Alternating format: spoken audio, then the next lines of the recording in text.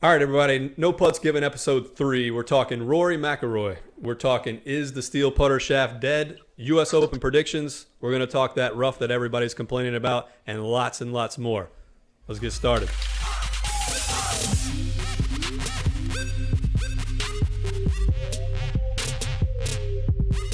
All right, everybody.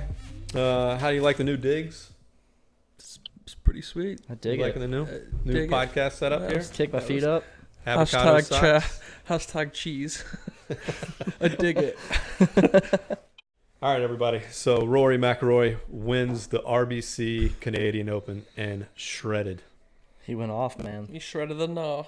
That was a lot of fun to watch. That's how he rolls when he gets down. You know what I mean?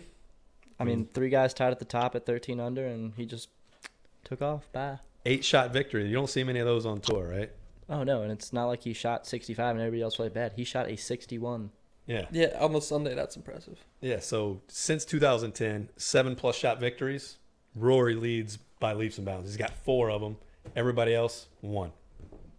Like you said, when he's on, he's on. I mean, I watched him. He was 10 under at one point. He was on 59 watch through 14 holes. I think the only other person in golf in the recent memory that when they are on like that dominates is obviously Tiger, right? Yeah. But Tiger has a more sustained capability of that, it seems, than Rory. But anyway, so this year, a lot of people and previous years, people are talking Rory kind of Jekyll Hyde. He's up, he's down, he's here, he's there. Does he have it? Can he have that step on your throat mentality like Tiger? But you look at the stats so far in 2019, there's been 12 starts, 2 Ws, 10 top 10s.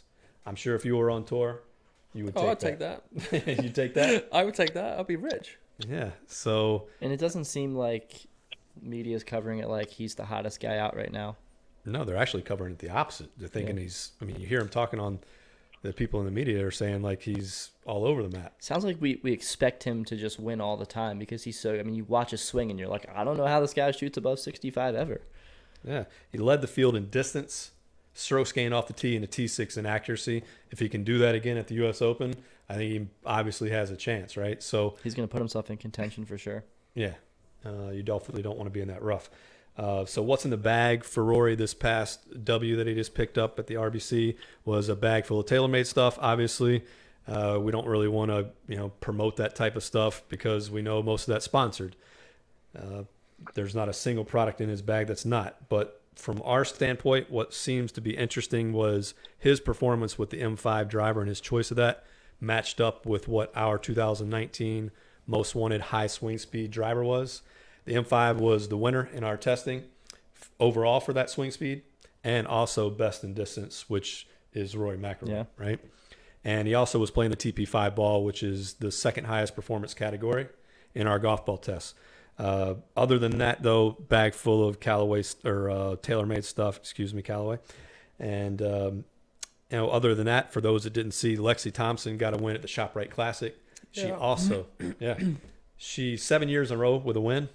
And she also got a win with a most wanted winner, the Even Roll ER2. And it's blacked out, murdered out. Yeah. Pretty sweet. Yeah. So other than that, talking about the U.S. Open coming up this week, who do we got for winners? What are our predictions this week? You think Rory? Nah, it's not going to be that obvious, but I'm going Brooks Koepka. Oh, my gosh. That's like such a dark horse. Yeah, just completely out of the blue, right? 3 of the last 4 majors. Yeah. So what is the number one stat on why from Brooks Koepka and why you think he's going to win this week?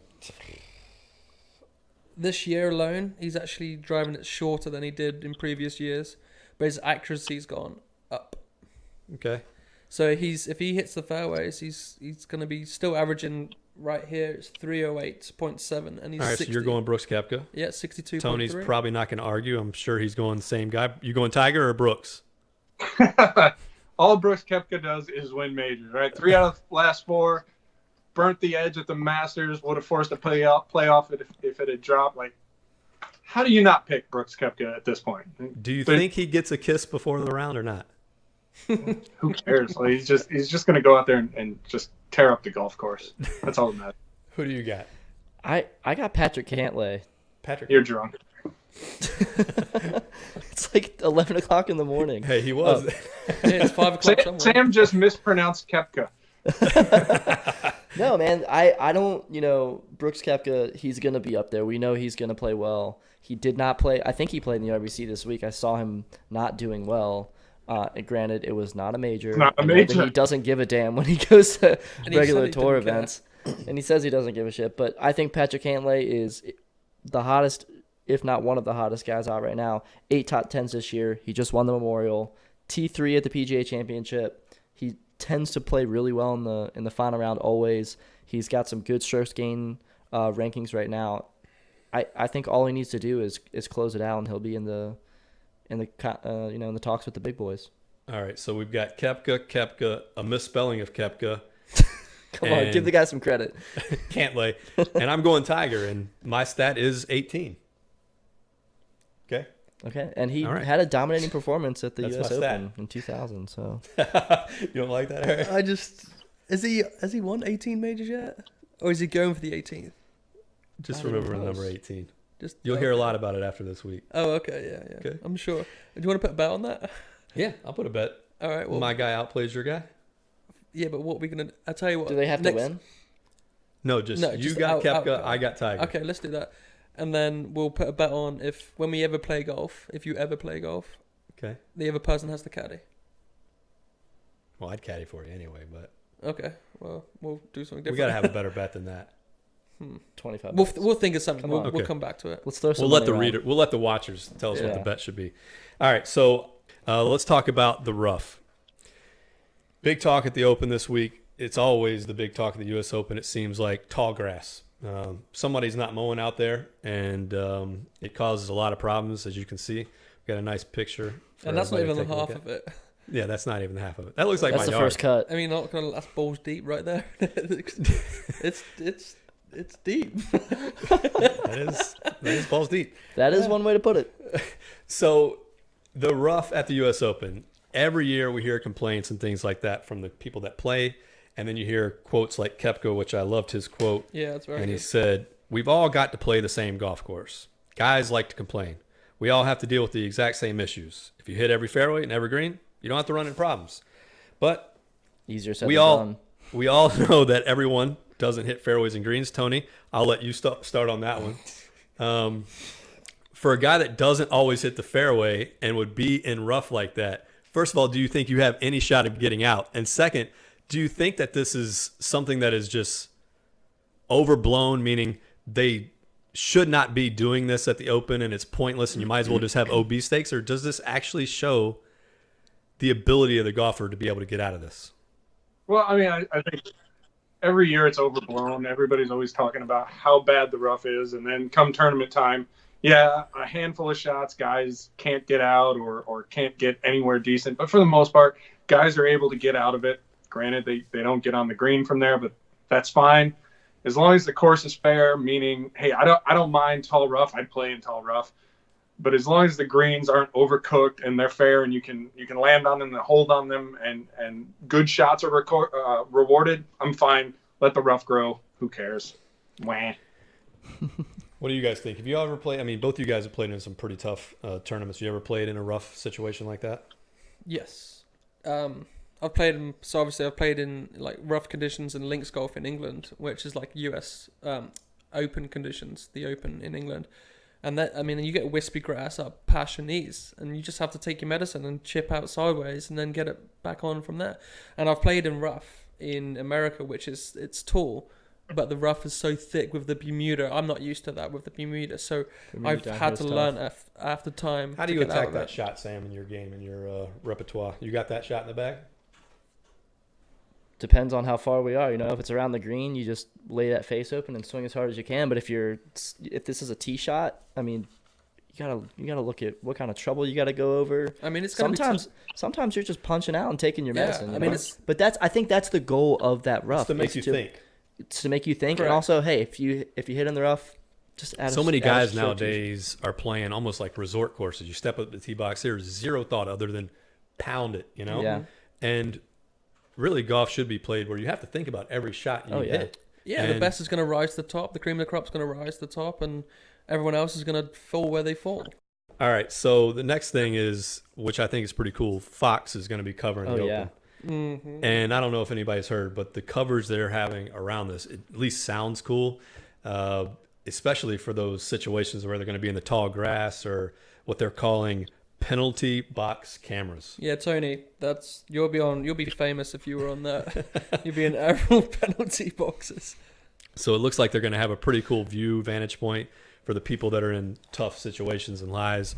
They're also going to have TrackMan on every hole. Yeah, that's cool. They're going to have 2 different shot tracers. They're going to have fairway tracers, augmented reality, which I just hope it's not like Fox NFL football augmented reality, that robot. But other than that, what do you guys think if Fox pulls this off? Because golf is one of the hardest things to cover. You hear about it all the time from the media standpoint. It's the only sport that is so spread out. You know, you have cameras on every hole. Everything is not looking at one player, one venue, one little spot, right? So if they're able to pull this off, do you think the coverage for golf moves in a different direction moving forward? I sure hope so. I mean, that's, like you said, it's one of the struggles that coverage has right now. I mean, when you and I we talked about this before, when you and I went to Golf Channel, we talked about how many damn cameras they have to have and how much personnel they have to have. But that's the thing, is you have to figure out a way to make golf exciting. Well, everybody, Tony, I'm sure you agree, man. Like, just everybody on the internet, Twitter especially, during a tournament is bitching or complaining about something about the coverage, who they're showing, how much they're showing them, what shots types are they showing. So what do you think about the current status of the coverage of golf tournaments, and do you think Fox can change the way it's covered for the future? Well, I mean, golf is boring as shit to begin with to watch for the most part, which is why if you look at ratings on a comparative basis, nobody watches golf compared to other major sports. But yeah, I mean, there's a lot of upside here to do things differently to make it more engaging, more exciting, giving you something else to see. But if I'm going to talk about what I generally see as the biggest complaints, it's that golf broadcasts don't show enough golf. It's, let's cut to the booth and look at 2 guys in suits talking instead of showing what's happening on the golf course. And I think if they can address that issue and then on top of that introduce some cool new stuff, yeah, then you have something. If it's just something else to sort of distract from the fact that they're not showing actual golf, then again, what's the point other than flashing lights? I mean, I think we're getting to a really fine line here. Yes, it makes you feel like you're on the golf course with all these changes going in.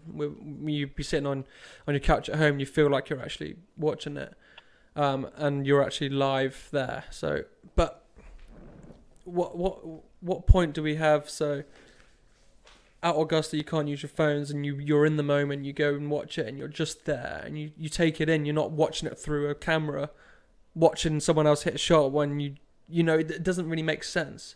So where's the cutoff? Like, I know we can't go to watch it, but if it's too much going on, I'm just going to be like, well, I don't know what I'm going to do. Like, I'm watching way too much. I think that's different. I think that's if you're actually live at an event. Yeah, going to the Masters, which my first opportunity was this year to do it. The no cell phone rule was amazing. It was in a totally 1994 experience for me. You know what I mean? It was taking you back in time, and it was really cool. But that's if you're at the course. If you're not, golf is best made for people to take naps on Sundays at this point, the way they're covering. So true. You have to elevate the coverage to something that is more engaging, like Tony said, and more exciting. But don't you think it's going to get to a point where it's distracting and rather helping, and it's distracting? Well, here's the thing. No one's watching right now. I mean, so the ratings. I guess Tony, you gotta try. Tony, you got any numbers on any of the ratings lately? I mean, I checked after the Masters because, again, you have all this talk about the Tiger effect and what that means for ratings and things like that. Basically, a well-watched Masters broadcast is Sunday, right? Sunday afternoon at the Masters is on par with kind of a regular season top-tier-ish NFL game. So, I mean, we're not talking playoffs, right? It's it's regular season attendance. So think about what that. is supposed to be the biggest event in golf, regular season attendance, meaning eyeballs from home. But yeah, golf just doesn't compare from a viewership rating standpoint to the other major sports, and arguably if we take what we do out of it, golf really doesn't qualify as a major sport in this country, really. Yeah, so you're telling me being it's going to brutally go honest too about far, and I'm telling you we haven't even scratched the surface on Yeah, I get you. applying something that people won't even watch at this point. No, I mean, and golfers forget that. They go, well, I'm such a hardcore golfer. I love the Masters. But the reality is what Tony just said. Even the Masters I agree is with that. a similar rating as a regular season Yeah, I never NFL really thought game. it like that. I just thought it could be distracting and too much for some people. So We'll they see. So they have to make it exciting for people that don't usually watch golf. And let me ask you a question. Would you rather watch a shot without a pro tracer or with a pro tracer? I'm a golfer, and I would much rather see the pro tracer every time. True. One, it looks really cool when Tiger Woods hits a But I'm just stinger waiting draw. for those Back to the Future things, and you got the virtual reality, and you actually are on the course. Well, let's wait to see if we get to that point first. No, that's what I'm saying. Yeah, and if You know we what I do, mean? then the consumer is going to tell people, right? But it needs to change. It needs to evolve. Golf needs to evolve, period. So does the coverage. So that brings us to the next topic. We were talking about fairways and rough. And, if I were to attack this course, I'd probably cut my driver shaft down to 43 inches so I hit some more fairways. But talking shafts, we just finished a shaft test for putters called the stability shaft. And that brings me to the question of, is the steel putter shaft dead? So before we get to that question, I want to ask you a different question. If I were to give you an option to play a feather golf ball, a Balata golf ball, or a Pro V1, which one are you going to choose to go play in the tournament? You're going to go for a Pro V. Tell You're going to go for 2000. most updated. Yeah, well, we know that he's going to go with the XL 2000. But, Yeah, buddy.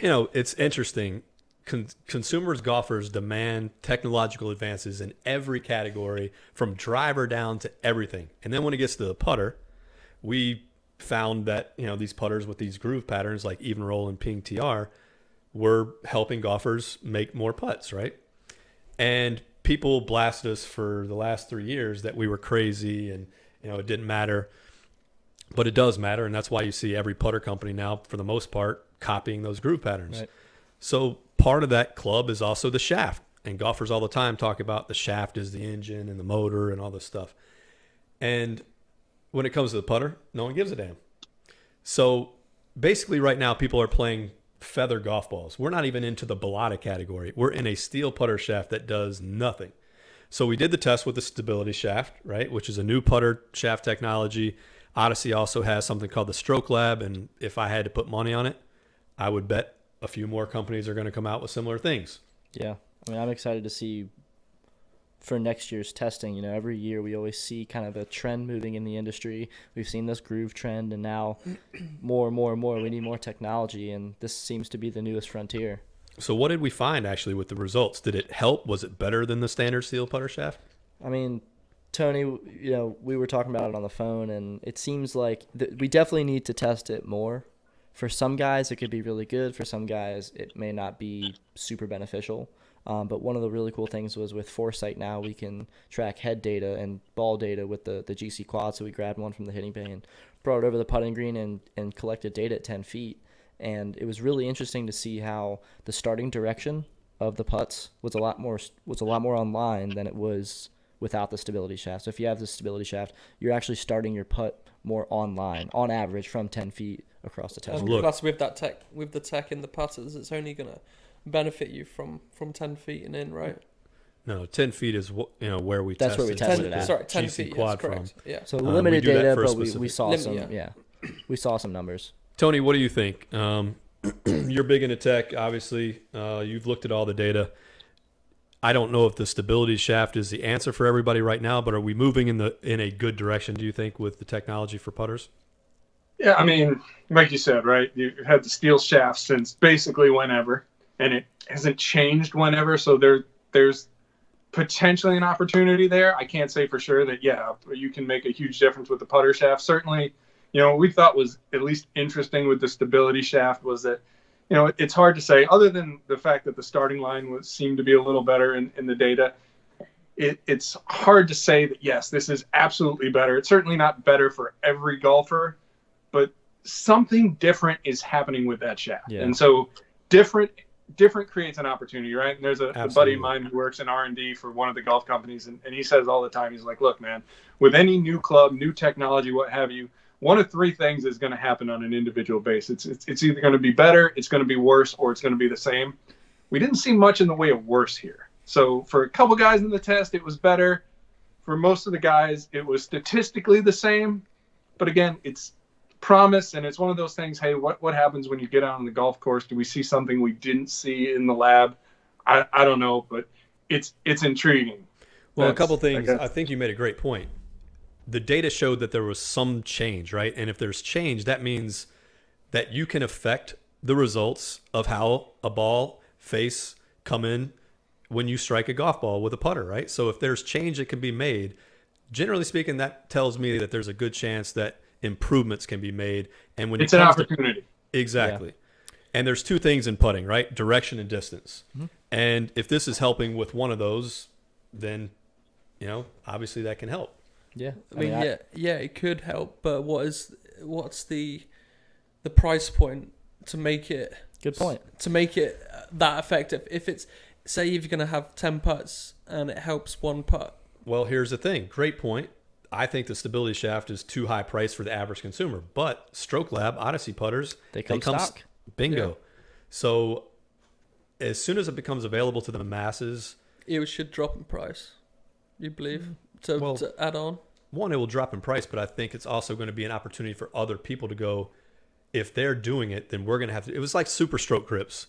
First year we heard about them, and then the next year when the putters came in for most wanted, what did every putter have? Super Stroke grip. And it wasn't just sometimes it wasn't a Super Stroke branded grip. It was just a bigger grip made by that manufacturer. That trend definitively happened, though, because there was a leader, and it was showing to, it was proving itself on tour, right? So, I'm just going to add to that. So the longer the distance, I mean, golfers out there, they don't realize that putters actually flex, the shaft actually flex. So it might be minuscule with degrees, but if you're like a 40-foot putt, for example, and you have a little bit of kick in it, a couple of degrees can push it off by 6-7 foot at the end. If you have a stability shaft, it's going to minimize that kick. In theory. At the end of the day, it's like Tony said, we may not have always seen better, but we definitely didn't see worse. Right. And I think that was the big takeaway from the test, was that there's opportunity here, but it definitely didn't. You don't suck if you put a stability shaft. You're not going to get worse. Yeah, and for those that aren't Harry's aware, right. You're talking what's the average guy? I'm ballparking here, right? But Cameron's $350. So you have a lot of guys already paying $350 for a putter. So there's a guy who's already or $400 now, right? Whatever they're up to, $350, $400.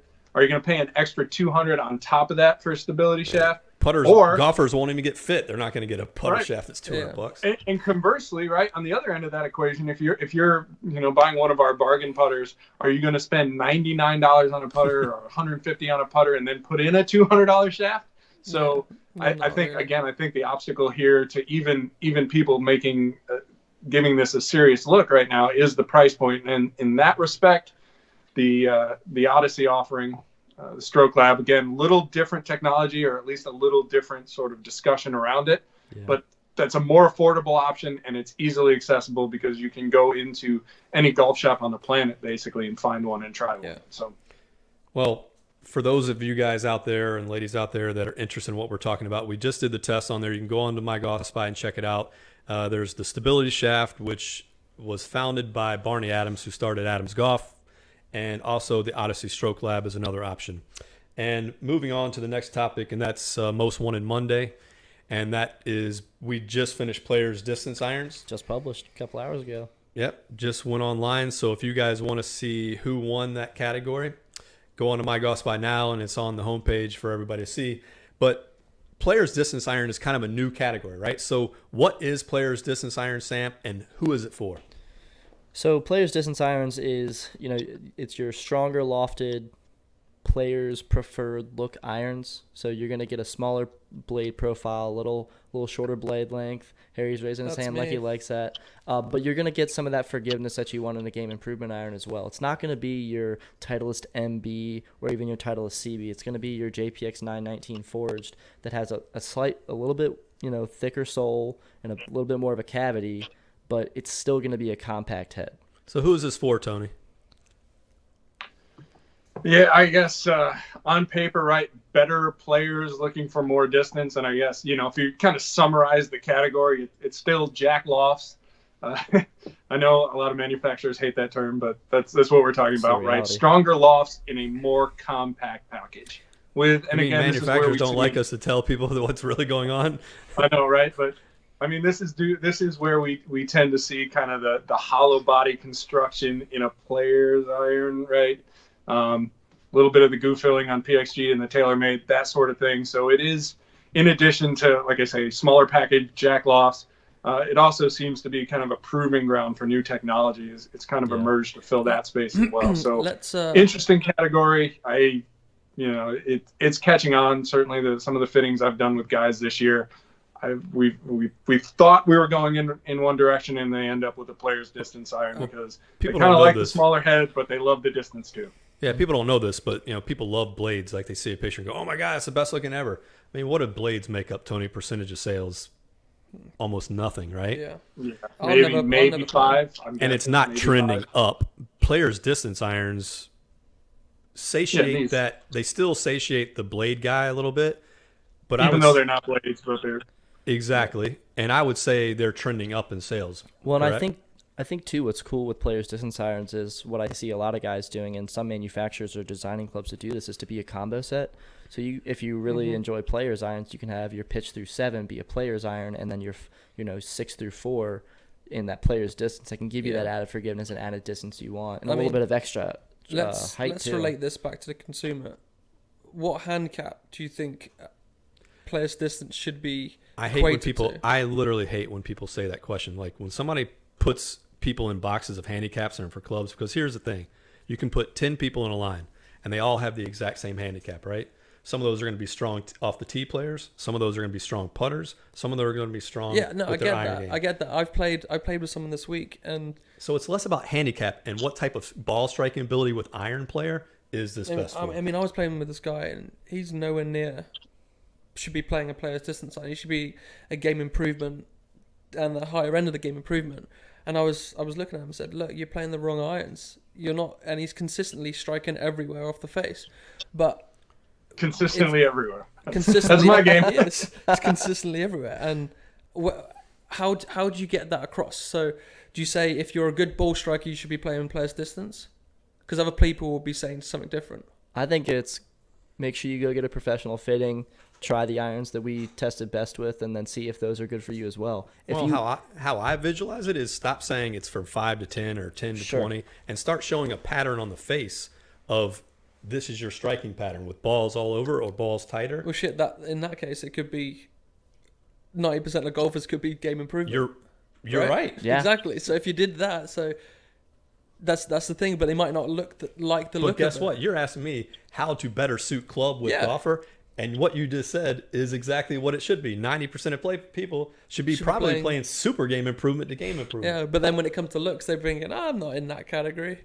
Well, but strike service has a difference. The player's distance is kind of like way back, right? When we like the first iron test we did way back, going almost 10 years in my golf spy, we started talking about like the emergence of what we called the transitional iron category, right? It was somewhere in between a player's CB and a game improvement iron. And that's kind of where player's distance has kind of stepped in, where you see things like, you get a little bit smaller head, but you get a little bit more forgiveness. There's less offset than a game improvement iron with a little bit smaller top line, but you're not into that kind of player's CB thing where I think it's a good category. Diminished margin for error, and you get more distance. Not that I'm I being do like the biased, category. No, I mean, for you, I think it definitely is. I will never play a player's iron. I will always play a player's distance. I'm a +2. But here's the thing. I'd rather people be playing that than blades. And a lot of people went Correct. from blades to that, which is at least a start. I will never go back to blades. I mean, I have a player's distance and game improvement in my set. I got. What do you got? What are you playing now for irons? I might be playing 9-9. I don't know. This was the year that I wanted to participate in the test and figure out what was best for me. And I really like the 919 Forge. I really like the Honmas. But right now I'm playing some Wilson FG Tour F5s for now. Balling out with them. They are good. Yeah, and those change. I would. Hey, don't be scared to say that. I could tell there was some reluctance to say what you maybe were playing. the most underrated ever. What's that?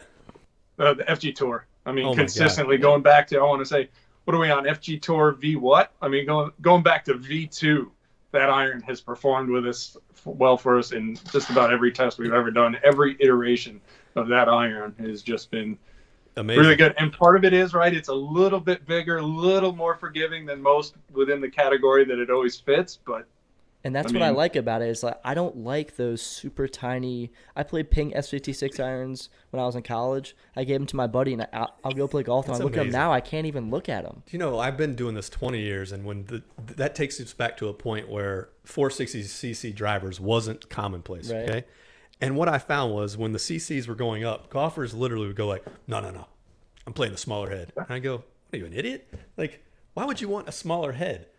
And with irons, just what you said just doesn't make sense to me. Golfers still want to play this super. Dude, if you miss, you're losing distance and accuracy. Why would you want to play? Painful. Why would you want to play a thimble when you can play a player's distance iron? I don't practice 7 days a week like I used to in college. I know the forgiveness I can get. But even if you did and you mishit a little bit, why wouldn't you want the added forgiveness a little bit if you still had workability? Look at what a baller I am because I'm playing this tiny little thing.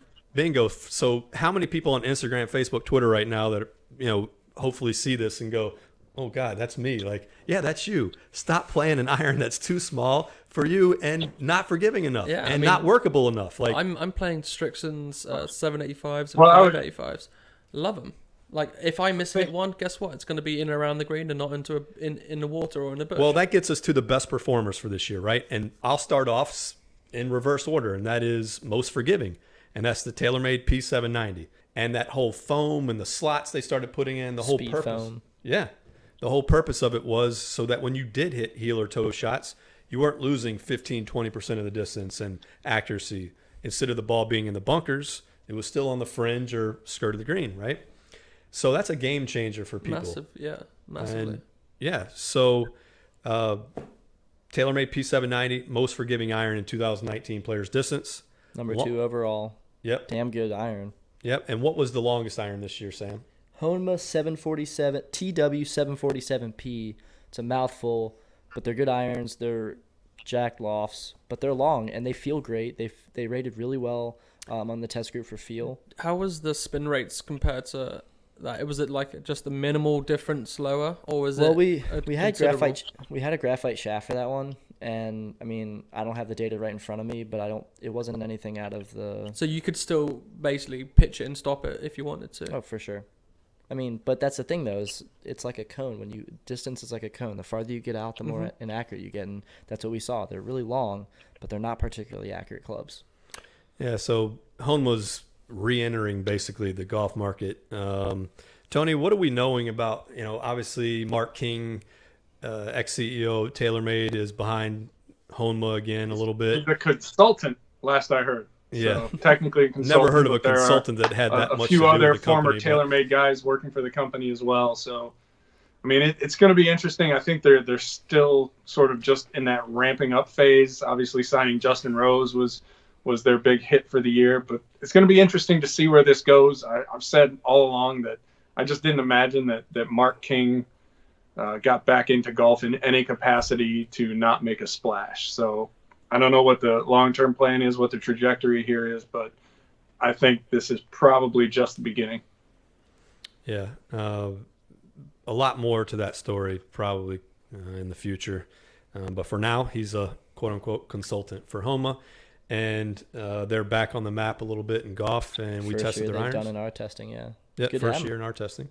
Yeah. And the overall winner, and that is the Mizuno 919 Forged. Okay. And so they just won game improvement. Now they won players distance. You think they can go, Tony, for the sweep in the next iron category and go for a three-time winner? I mean, well, we got JPX 919 Tours in that next one, I would guess. So in the players, yeah. Yeah, I mean, I wouldn't bet against them. Strong a shot as anything, probably a little better. Is interesting to note, right, that the 919 Forged was kind of right on the fence, whether it was game improvement or player's distance. We deferred to Mizuno, who said, yeah, we think this is a player's distance iron. It's on the bottom end of the category, so it's really consistent. Number 2 for forgiveness, had the best strokes gain value, which is how we across the group, I should say, which is how we determine our winners. But if you're really, really looking for more distance, it's probably not the best choice in that group. So it's kind of right on the line. Still just an absolutely awesome iron. I mean, but what else would you expect from Mizuno, right? Yeah. It's when I was hitting it, it felt compact and flush. Like Nothing feels like a Mizuno is what they say. Yeah, it's a soft feel coming off the face, but it jumps. I mean, don't get so you have the pro version of this one. It's like the 19 Tour, yeah. But that's in the players, correct? But they had a pro version. Hot Metal Pro. Hot Metal Pro. Oh yeah. That was in the Super Game, the players distance as well. Players distance as well. So don't get that confused, because this one is obviously, I prefer this one to the pro. Yeah. But so the winner was the Mizuno JPX correct. 919 Forged. Forged. Don't get that. And that's you don't find, that's kind of an interesting note, I suppose. You don't find a lot of forged irons in this category. It does tend to be, again, right, once you start dealing with hollow body, you're almost invariably, with the exception of PXG, dealing with a cast design of some sort. So the fact that it's a fully forged design is kind of unique for the category as well, which, whether you should or not, I'm not going to say necessarily, but I know some guys are going to find that appealing as well. So it's kind of unfortunate. Mizuno's iron market share probably is not as high as it should be. When we poll our reader, they're the number one iron for our reader, are they not, Tony? They are, right? Absolutely. Yeah. And rightfully so. By a good amount, too. Yeah, so our reader, granted we have 8 million of them now, but for the most part, they are gearheads. And what that means is they're the most influential hardcore golfer in the world.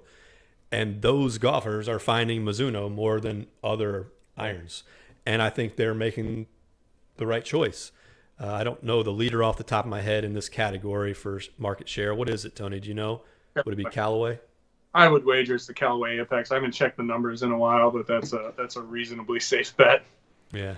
So I think our readers got it right. I think the Mizuno obviously performed the best for us, and they're the most played by my Golf Spy readers. So interesting matching up there.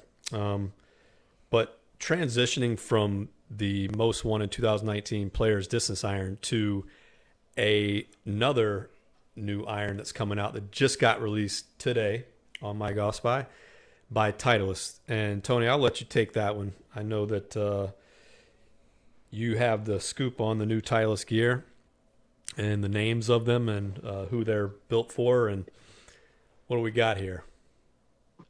Yeah, so this was what Titleist does, right? They kind of throw things on the tour, announce that they're on tour, and it kind of helps prevent some of the leaks and some of the stuff they don't want out from getting out. There were some pictures leaked last week, but basically what hit the tour, 3 new irons. We've got 620 MB and CB. Not a lot of exciting stuff right there. I don't think much is going to change in the MB for sure, and not much other than sort of some cosmetic stylings likely to change with the CB. The interesting one of the 3 is an iron called the T100. And I think it's notable, and I said this in the post today, that there's no AP2, right? So we would expect Titleist, following what they've done for the last several generations of irons, you would expect to see an AP2 on the tour. No AP2. Instead, you've got a T100. I'm told that will be the replacement for the replacement for the AP2. And it's interesting to me that Titleist is most definitely, I can confirm this, moving away from the AP naming structure. So you're going to have a T100. Eventually, you're going to see T200s, T300s, and something brand new, a T400. So a completely new line from Titleist. They're doing what they did with the TS drivers, the TS Metalwoods, kind of changing the script up a little bit, refreshing the entire line, making it new, hopefully making it different. They need to make it more exciting, more interesting. And I think kind of the leak, again, T100 being the notable one here is at least a step in that suggests that's what they're trying to do. Yeah, I've got a text thread between you and me, Tony, that we were talking about it obviously before this came out, but now that it's out, we can talk about it. You were like, AP is going away, new names, new models, not surprising. And I wrote back to you, a new Titleist. And you said, yep, a better Titleist. So can you expand on that a little bit? What do you mean by that? Yeah, I mean, I think if you go back, 6-7 years ago, right? Callaway declared the 5-year war.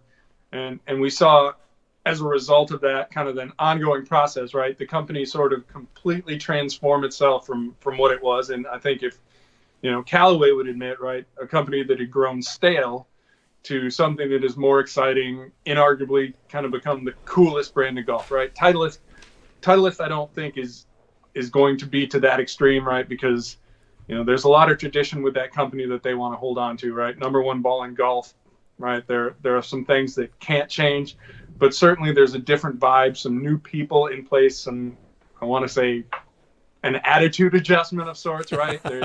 It's just it's a different company. It's a more accessible company. And I think kind of changing, you saw it with moving from 9 whatever, D2, D3 to TS, and now moving from AP to T-Series irons. It's a company kind of quietly reinventing part of itself, I guess is probably the right way to describe it. So kind of a newer, fresher Titleist. And it'll be interesting to see what happens from a performance standpoint with the irons. I think inarguably with the drivers, it's a better product, a more compelling product. And so if they were losing irons, a lot of the launch monitor battles, with the driver, and they weren't wrong, meaning they had drivers that fit a lot of the average golfers out there. They spun a little bit too much for the better golfer, but at the end of the day, they made a good driver. They just weren't able to compete anymore in the launch monitor battles, and they are becoming a more competitive brand, a brand with a little bit of a new attitude. Wally Uline, ex-leader of the company, is now gone, and that domino, when that fell, kind of changed the attitude within the company. Would you not agree, Tony? Culture shift for sure. Yeah, and we've noticed it with the people that are there, how they deal with us, how we deal with them, the clubs that they're putting out there. And I don't think they knew really what to do for a little while. They were watching this Callaway company come in and just do crazy damage. Yes. Damage. And Titleist is not one to want the highs and lows. They want a steady rise, right? And they probably threw some noodles on the wall that they didn't like to throw, and they stuck for a little bit too long. And I think now they're finding themselves again in a more modern golf market. Would you agree, Tony? Oh yeah, absolutely. Like I said, I think again they needed to change the market share numbers right across the board. Metal woods were dipping. Everybody knows that. Iron share is taking a hit. Still far and away the number one iron on golf on tour, but not resonating with the consumer. Going back, how many generations of AP now? So I think it needed a freshening. And as much as Titleist has always kind of kept things consistent, right? You talk about Titleist wants to be a consistent company. Yeah. The problem with consistency is it's not very exciting. And so I think moving to just as simple as changing the name, and we'll see what technology and what performance comes with that. But it's the idea now we have something fresh and something new in the iron category from Titleist that we haven't had. And I mean, I was thinking that the previous models were a little bit of a stale, if that makes sense. Like traditional. Traditional, and that's fine for some people. But when I look at when I was growing up, I was like, oh, Titleist is like so prestigious and cool. It's like this brand that you know and love. And then as you grow over, it's kind of like it hasn't really evolved that much. But these look badass. Like these look cool. The T series looks money, and then you got the CB version, which I'm guessing is a player's distance-ish. But it'll be a cavity back, just your standard player's cavity back. Right. Well, we've got to I could be wrong. I mean, I would guess the MB and the CB are kind of what they've always been, and then evolution and reorganization will be T100, 200, 300, 400. All right, so people are saying already, we posted the pics on Instagram earlier today, best looking Titleist irons ever. I don't know. I mean, that's up for consumers to decide if they are. You guys can give your opinions. I really do like them. I like how it's like not futuristic, but a little bit futuristic. But then it's just very like everything about it is just smooth and it just resonates Titleist. Well, look, looks are great, right? But how did Titleist just do in our iron players distance iron test? Not good. Nothing to write home about. I mean, it's really interesting, right? If you want to point to, like, you look at, all right, the long iron, pretty close to average, and the middle iron test, pretty close to average, and then for whatever reason, and it's hard to explain these things sometimes, guys just didn't hit the pitching wedge consistently well. Or good at all, really, I guess. Well, last judging time by I the checked, numbers. It's like, for the most part, every golfer plays with a pitching wedge. So we test the yeah, complete no, set, it's and it's an odd but interesting dip. But yeah, it was. I mean, and again, we sort of count those 3 irons equally. Say, hey, it needs to perform as a set. You don't want to have a set where you're like, yeah, I hit the 5 iron really well and the 6 iron really well, 7 iron well. I'm terrible with the 8, the 9's okay, and the pitching wedge is awesome. Like you want no sort of dips in the lineup, and that's not always what we find when we test irons. There can be high spots and low spots within the same model where, for whatever reason, right, one or two clubs we test just doesn't perform as well as the others in the set, and that's what happened with AP3. Is the pitching wedge, for whatever reason, guys struggled with it, and that's a club you don't want to struggle with. No, definitely not. And that brings me to the next point and the next section of the No Putts Given video today, and that is quick reader comment. And reader comment came in and said, do you guys test with the exact same shafts in all your irons? And Tony and I have heard this question, I don't know, probably 12,000 plus. Every single time you posted. 1,100 times. 1,100 times. I think I see it in my soft goods section too. So let's address that really quickly. No, we do not test with the exact same shaft in every iron. It's an incredible concept, right? Sounds like the most logical way to test something. Do it with a robot, do it with the exact same shaft, and let's see which comes to the top. The problem is that's not how golfers buy golf equipment. Golfers don't go in and go. It's not how golf companies build golf equipment. Yeah, exactly. And not all manufacturers carry the same shafts. Well, you don't go in and go, hey, I want the Callaway head, but can you give me that Mizuno shaft and that grip from TaylorMade? You can a club champion, but how many guys are going to do that? Well, we test the way the majority of consumers buy, and until that number becomes the majority the opposite way, which means you go in there and get a la carte of whatever you want, we're going to continue to test the way majority of consumers buy, because if not, we're doing a disservice to the majority of consumers. So to the question out there and the reader out there, it's a great question. It's a logical question, but no, we do not test that way. We test the way consumers buy. And if anybody has any extra comments they want to add to that, by all means. Just plain and simple. Test how everyone else I plays. mean, there's the reality again, right? It sounds perfect, and I always say, all right, well, which shaft do we choose, right? What's the right shaft? Because even as manufacturers have kind of expanded their shaft lineups, and we're getting to the point where there is a ton of overlap, but you may have one manufacturer that has weighted their stock shaft, say, is a Nippon Modus 120, right? And so they're trying to hit D2 with that shaft, and you have another company that's going to try and hit D2 with a lighter shaft. So the head weights are different, and so you're starting with specs that are all over the map, and then to sort of arbitrarily say, hey, but we're going to make this one thing the same. You make it sounds like you're leveling the playing field when you're doing that, but actually you're sort of just creating different variables. It's the best example on how to put it right there. I mean, and a bigger picture point of all this is, when we hit publish on any test, there's a treasure trove of types of comments. They usually fall into a few different buckets. You guys don't know what you're doing. You guys, obviously got it wrong because the brand I play didn't finish ahead. And here's how you should test. We get those quite often. And while we appreciate those comments, we do want everyone to know that we sit here every day, we come into work, and our job really is to think about how to test the right products the right way to be able to determine which products are going to perform best for golfers out there. That is our job. And that has been our job for a long time. And there is a ton of thought that goes into these testing protocols. Tony and I literally for 10 years now, going on 10 years, have pretty much spent between an hour and 2 hours every day talking about this type of conversation. And Sam now has been here for almost 3 years, I think, doing the same thing. Our job really is just to make the protocols as best as possible. So we appreciate the comments. We hope you keep bringing them to us. But at the end of the day, we do want you to know how much thought and time and effort, energy, and resources go into hitting these balls, collecting this data, and then analyzing the data that we put in there. So yeah, and I think I want to mention too, like I don't know what the perception is universally, but I do know, obviously, from one guy to the next, there's some things that people believe to be true that simply aren't true. And the reality is, none of this happens because we just sat around one day and decided, hey, we're My Golf Spy and we're going to do whatever we want. And so, change made done.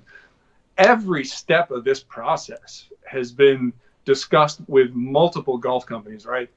And We have tested. 2 or 3 big conversations a year with OEMs. I'll have a new idea. Hey, if we make this change, will it make the test better? And so, immediately, rather than go, hey, let's do it and see if it works, it's emails, it's phone calls. Every change, everything we do is vetted by the golf companies. And certainly not every golf company agrees with every decision, but there's certainly no decision we've made that nobody agrees with, right? It's a process. It's ongoing evolution, trying to make it incrementally better every time. And I think much like where manufacturers are with drivers, with our testing, we're getting to the point where it's getting harder to change the protocols and change the methodology and the analysis to make it that much better, because I think we're really good with most of our tests. It's not always easy to explain, not always easy to understand, especially if you're unfamiliar with statistical reliability and things like that. But man, we're absolutely doing it as best as we possibly can at this point in time, and we're doing it with the help and the input of the major golf companies. Listen, it's hard to just tell people trust us, because I understand that's hard to do. But at the end of the day, there is no one behind us doing this even remotely close to how comprehensive we are or how we go about analyzing the data. And I mean, not even close. I got a question for you. What do you think the equivalent of a 1-iron is today? Like loft? Yeah. 4-iron. Number 4 or 2 3. utility. A 2-iron? No, is in like, an iron. a 2-iron's like 17 degrees. 17, 18. But a 1-iron back then? Back in I think 1972. it was, 15. I bet you a 1-iron was like 20 degrees, 21 yeah, degrees. I was going to say about 19 to 20. So pretty cool little thing we've got this week for the U.S. Open. Jack Nicklaus, 1972. I think it was the first Open at Pebble Beach. Okay. And par 3, there it is. So that is the 1-iron that Jack hit. So it's a pretty cool shot. 17th hole, par 3, 219 yards. That's a long wave back then as well. 219 yards. You had to hit a 1-iron. So now what would you hit from 219? 5, 6? What's Depending on the wind, going? yeah, 5 iron, 4-iron-ish. Pretty crazy, right? Probably 4-iron. Yeah. So anyway, that's the 1-iron that he hit during the Open. And for you guys that are too young out there, Sam, Harry, Tony and I might remember, but probably not. He hit this shot, basically super windy on 17, Pebble Beach, and actually during his backswing felt that his club shut down. Yeah, I've heard of that. And fought the swing on his downswing, straightened it back up, hit the pin, ended up 6 inches away for a birdie, won by 3 shots. So pretty cool story behind the iron. Jack Wolcott actually made the iron, was a reader of My Golf Spy for a while, and not sure if he still is. And Don White, we think, is who put the grind on it. We're actually doing some research on that to make sure of that. But anyway, I thought it would be cool. We have something called 99 Made at My Golf Spy, where all made in America, all made by hand, and only 99 of them made. So what you see right there on the screen is a laser scanned, 100% milled, exact replica of Jack's iron. Okay, so pretty cool. And we're gonna have those available tomorrow, Harry. It's coming out tomorrow. Yeah, you'll see it on all social media coming out before the tournament, so we can show you guys what it's all about. I mean, it comes with a really sweet bag tag as well, individually stamped. Yeah, so everything is serialized. There's only going to be 99 of them made. They sell out pretty quick. So the first one sold out in like 9 minutes, right? Yeah, you need to get on that shit quick. I was gonna say Bookmark that page. Yeah, so check Instagram if you guys want to get a piece of history there.